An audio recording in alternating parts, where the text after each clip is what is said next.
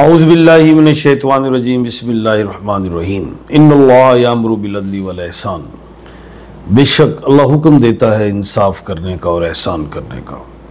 मैं international palmist astrologer and advocate M.A. Shahzad Khan सलाम पाकिस्तान के चैनल पे।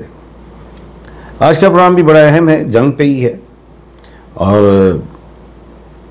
ईरान, इसराइल और अमेरिका पाकिस्तान के हवाले से। कल मैंने प्रोग्राम में कहा था कि 18 तारीख बड़ी अहम होगी। 1 और 8 9 बनता है और 9 मुसलमानों का एंजल नंबर है, ये कहा था। और उसमें आप खड़ाक देखेंगे 9 मुसलमानों का एंजल नंबर। कल का प्रोग्राम चेक करें।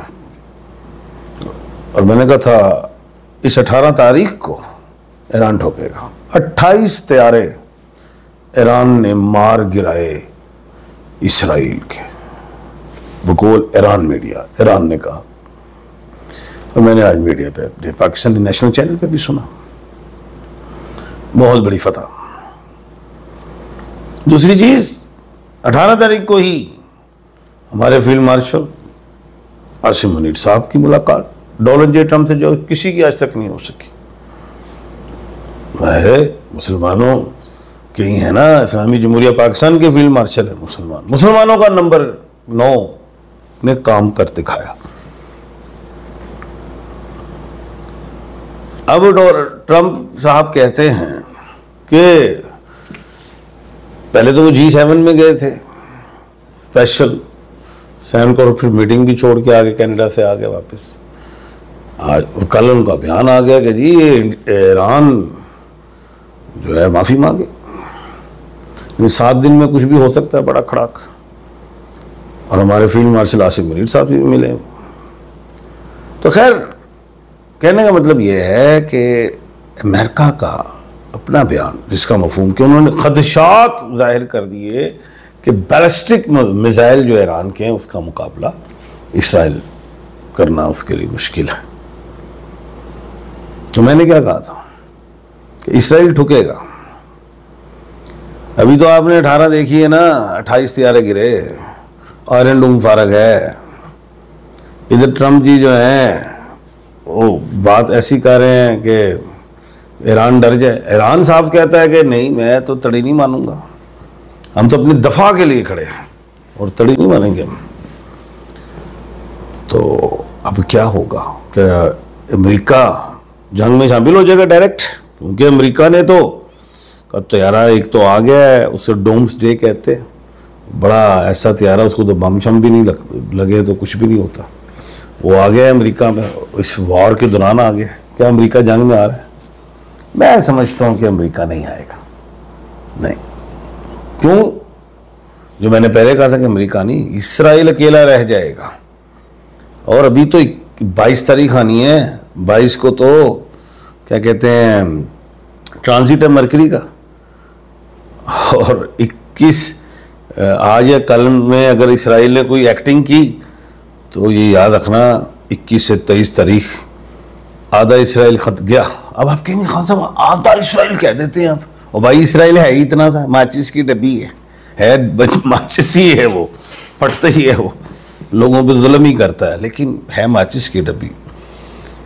इतना सही है, क्योंकि ईरान के बैलिस्टिक मिसाइल का आयरन डोम ने मुकाबला नहीं किया, और ना ही ट्रंप साहब ये चाहेंगे कि हमारे वेपन्स वगैरह यूज़ हों, ताकि अगर वो ख़राब हो गए, अगर वो भी डेड हो गए, तो फिर असला कौन ख़रीदेगा। तो इसलिए चौधरी जो हैं ट्रंप साहब, वो यही चाहेंगे कोई बीच का रास्ता निकले, सुलह, और इससे कंडीशनली जो है गैर मशरूत कुछ लिखवा लिया जाए ईरान से, उनको गारंटी मिले इस चक्कर में, ताकि इज्जत रह जाए इसराइल की। क्योंकि इसराइल ग्रेटर इसराइल बनने जा रहा है, जो मुझे नहीं नज़र आ रहा, ऐसा मैं नहीं देख रहा। चाहे जो मर्जी अब दुनिया सोचे, बड़े ममालिक के जी बलूचिस्तान, ईरान का कुछ हिस्सा, बलूचिस्तान, अफगानिस्तान कुछ एक नया मुल्क बना लें, ऐसा मैं नहीं देख रहा अभी। ना ना ना ना ना, ऐसा नहीं। उल्टी गंगा बहनी है। अभी तो 4 जुलाई आना है, 4 जुलाई को तो नेपच्यून ने रेट्रोग्रेड होना है और 6 जुलाई को मुश्तरी ने तलु होना है और 13 जुलाई को तो सैटर्न ने रेट्रोग्रेड होना है। उल्टी गंगा बहेगी नेतन्याहू की। रजीम चेंज नहीं होगी इधर ईरान में, बिल्कुल नहीं होगी। वो गो के वो रजा पहलवी हैं, वो उधर के साबका वली अहद, वो भी कोई ऐसी गुफ्तगू कर रहे हैं कि ये रजीम चेंज होगी, ये होगा ईरान की। ना ना ना ना ना, रजा पहलवी के नाम 1/12 है और एंटी क्लॉकवाइज है। वो भी माइंड उधर के ही रखते हैं, ब्रेन वो वाला ही, ब्रेन वेस्ट का। तो अब जो है 13 जुलाई को रेट्रोग्रेड हो रही है सैटर्न, जिसके जो असरात होंगे वेस्ट पे खराब होंगे और मशरिक पावर मिलेगा। मशरिक को तरक्की दिखाई दे रही है, यूनिटी। अब जो है इसराइल 5-6 दिन से ज्यादा खड़ा नहीं हो सकता और 5-6-7 दिन की चेतावनी तो वैसे ही ट्रम्प साहब ने दे दी। इसका मतलब इतनी ही स्टोरी है। और जो मैंने कहा था कि 5-6 दिन वाला है, ईरान लंबी जंग लड़ने वाला है, लंबी लड़ेगा, वो नहीं हार जाएगा, वो टलेगा नहीं, ना झुकेगा। उन्होंने तो जनाब लाल झंडे निकाल नहीं हुए इंतकाम के। उन्होंने साफ कहा जंग तुमने शुरू की, खत्म हम करेंगे, साफ कहा है। अब जो मैं देख रहा हूं, जो बारहा सवाल आ रहे हैं, लोग तजज्जुब का शिकार हैं, डरे बैठे हैं कि 3rd वर्ल्ड वार होने जा रही है। और नहीं बब्बर शेरा, और कोई 3rd वर्ल्ड वार नहीं हो रही। इज्जत बचाने का काम सोच रहा है इसराइल कि मैं इज्जत कैसे बचाऊं। इज्जत नहीं बचनी, हजीमियत और रुसवाई होनी है। जैसे इंडिया में हुई है मोदी की, उस तरह नेतन्याहू की होगी। ऐसे ही होगा। जैसे मैंने कहा था राफेल गिरे हैं, इसराइल के तैयारे गिरेंगे। 28 तो ये कल गिरे, उससे पहले कितने गिर गए। तो ये तबाही का टाइम आया हुआ है। और बात ये कि मजलूम की आह जो होती ना, वो अर्श तक पहुंचती है। फ़लस्तीनियों पर जुल्म किया है, उनका खून रंग लाएगा, बिल्कुल लाएगा रंग। ये मैं नॉलेज ऑफ जफर से कह रहा हूँ, एस्ट्रोलॉजी से कह रहा हूँ, अपनी इंट्यूशन से कह रहा हूँ। ऐसा ही आप देखेंगे। और ये जो है 6 जुलाई को जो है तलू होना है मुश्तरी ने मशरिक से, जो ठोकेगा। यानी कि ईरान ज़्यादा अगर ये एक्टिंग करता है इसराइल, लेकिन उसके बाद इतनी पावर अभी है नहीं, ज़्यादा लंबी जंग का कोई सादा सामान नहीं होगा। और ना अमेरिका मैं समझता हूँ उसको देगा कि आप इस्तेमाल करें। और वो भी अगर फेल हो गए तो फिर अमेरिका का असला कौन खरीदेगा, बड़ा मामला आ जाएगा। तो मैं समझता हूँ कि इसराइल अकेला रह जाएगा। इधर मुसलमान इकट्ठे हो गए, एक शीशा पिलाई हुई दीवार बन गए। और ये टाइम है मुसलमानों को इकट्ठा होने का, फ़ायदा है, वक्त का फ़ायदा उठाना चाहिए।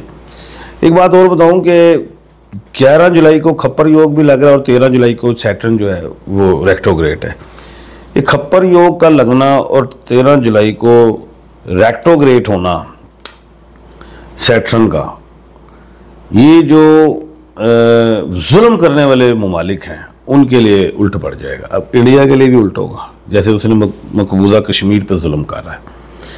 इसराइल जो फ़लस्तीनियों पर जुल्म किया, शाम पे जुल्म किया, इनके लिए ये जो 11 जुलाई से लेके ऑनवर्ड 7 अक्टूबर तक इनके लिए अच्छा टाइम नहीं होगा। जिन बड़ी बड़ी ताकतों ने जुल्म किया है अवाम पे, किसी पे भी, उनकी भी उल्टी गिनती शुरू होगी। एक बात और बता दूं, ईरान कहता है, वो इसराइल कहता है कि मैं रिजीम चेंज कर दूंगा ईरान की। बब्बर शेरा, वो ईरान है। उधर बांग्लादेश ने इंडिया की तड़ी नहीं समझी, उसने हसीना वाजिद उल्टा दी। तुम क्या हो इसराइलियो, वो उसने ठोक देना ईरान ने। ये सच है। ये 21 से 23 जुलाई जून जो है, 21 जून से 23 जून अच्छा नहीं है। अगर 21 जून से पहले इसराइल ने कोई पंगा दोबारा ईरान के साथ किया तो मैं आपको बता रहा हूँ, मुंह छुपाने की तो अलग बात है, इसको जगह नहीं मिलेगी नेतन्याहू की कि मैं वो बंकर से भी भागूं बाहर, तो अवाम ने नहीं छोड़ना इसराइल की, उसकी जो अपनी अवाम है उसे नहीं छोड़ना। ये मैं सच बता रहा हूँ। पूरी दुनिया के मुसलमान मौजूदा सूरत हाल में जंग के लिए ईरान के ऊपर जो हमले हुए, ताकि तमाम दुनिया के मुसलमान एक हों, इकट्ठे हों और जुल्म के आगे अगर खड़े भी हो तो ये दुआ ज़रूर पढ़ें, या अल्लाह या सलाम या फताह या मुतकब्बिर। कल इंशाअल्लाह दोबारा मुलाकात होती है। अपना और अपने इर्द गिर्द के लोगों का ख्याल रखिएगा। मुझे दीजिए इजाज़त। अल्लाह हाफिज़।